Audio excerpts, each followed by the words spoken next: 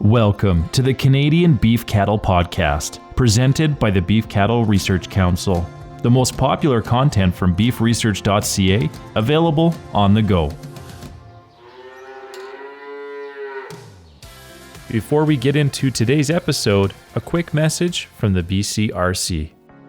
Recurring drought is a natural part of the climate in many parts of Canada and creates a challenge for beef producers managing grazing and forage resources. Although droughts are often unpredictable, they are inevitable in many regions. So long-term farm and ranch management must include planning for and consideration of how drought will affect the entire system, including plants, livestock, and water sources. The BCRC has numerous practical drought-related resources available for producers at beefresearch.ca/drought or by clicking the link in the show notes.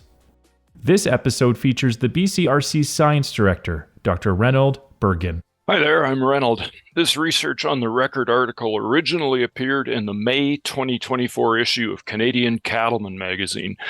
It's been reposted on the beefresearch.ca site with the publisher's permission. Today I'm going to talk about choosing forage varieties without getting lost in the weeds. Henry Ford famously said that any customer can have a car painted any color that he wants so long as it's black. Now today you can choose any color you like, but you can also choose different body styles and different engines and different drivetrains and virtually anything else you can imagine. Some people revel in those endless options and they enjoy mixing and matching and building exactly the vehicle that they want. Some of us are put off by all that extra hassle just for the pleasure of dropping a king's ransom on a new vehicle and simply decide to buy something old off the lot. Or we decide that we've maybe got a few more years and a few more thousand miles before the wheels fall off whatever we're currently driving. Now, marketers call that phenomenon choice paralysis. And choice paralysis can cause enormous problems for producers who want to reseed tame perennial pastures and hay fields as well.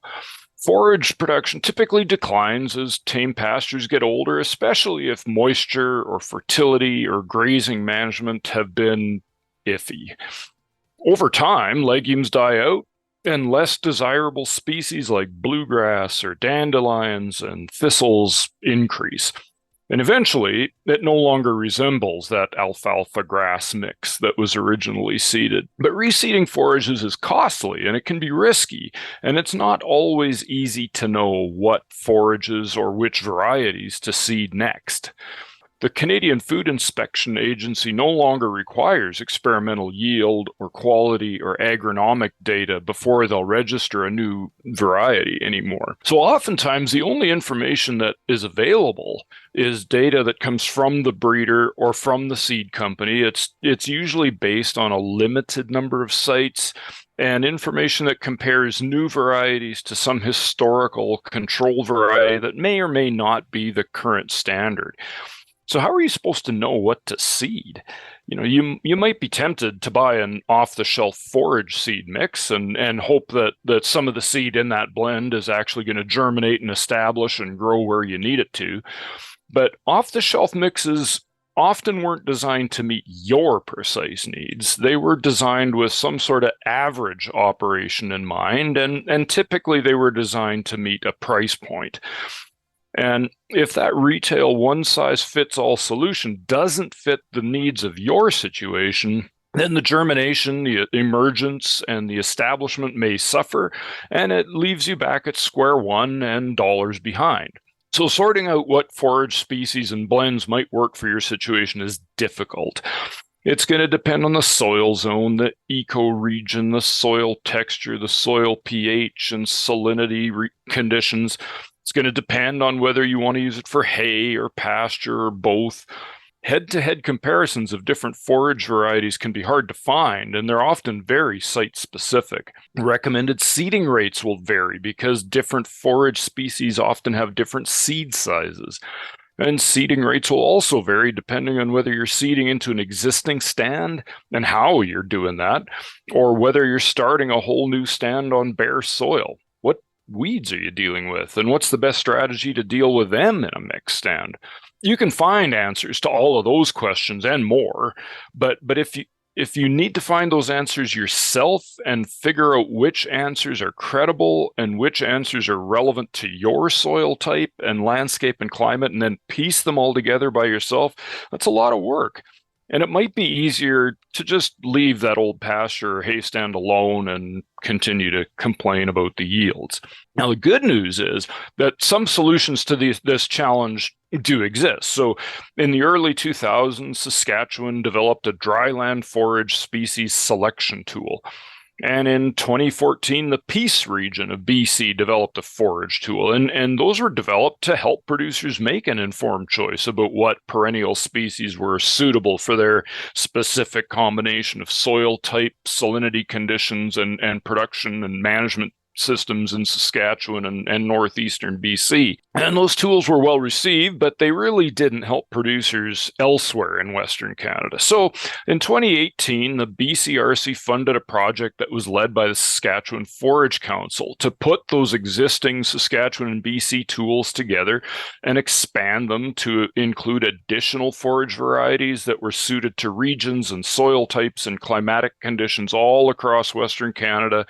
And they offered it as an online tool, and that Forage U-Pick tool was launched in 2020, and it was also pretty well received, but it didn't really cover the needs of producers in central and Atlantic Canada. And so in 2020, the BCRC funded an Ontario Forage Council project to expand that tool and make it nationally relevant. And that was no small feat, given that central and Atlantic Canada don't have official soil zones. And they also have different soil challenges. They tend to have more acidic soils compared to Western Canada's alkaline or saline soils. And they have different climatic conditions. The high moisture and waterlogging are more common, and drought is less common in the east. And different forage varieties work better there. Things like timothy and bird's foot trefoil and orchard grass. But anyway, the National Forage U-Pick tool was completed in 2023, and it is available online at upick, so upic.beefresearch.ca. And it's also available in French. So what does this mean to you? Well, your checkoff funds a lot of forage breeding work across Canada, and this new Forage U-Pick tool can help you assess whether those new varieties can fit in your situation. Bottom line is that deciding whether or how to reseed a pasture or hay stand can be confusing, costly, and risky. And that Forage U-Pick tool can help you make better, less risky choices more easily. Thank you for listening to this week's episode. You can find all relevant links and information at beefresearch.ca or in the show notes.